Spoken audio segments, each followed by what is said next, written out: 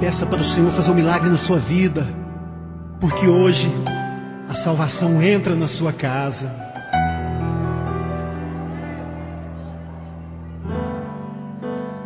Como Zaqueu,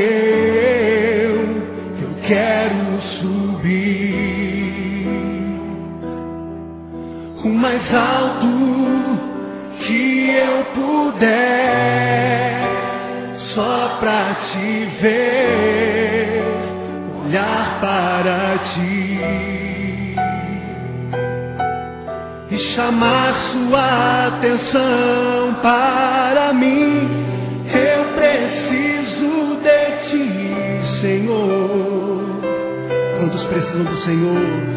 Eu preciso de ti, ó Pai. Sou pequeno demais, me dá a tua paz. Largo tudo pra te seguir.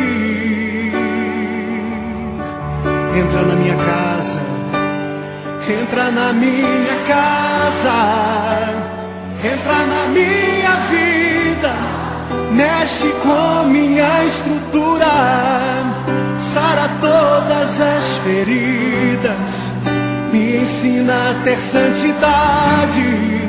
Quero amar somente a ti, porque o Senhor é o meu bem maior.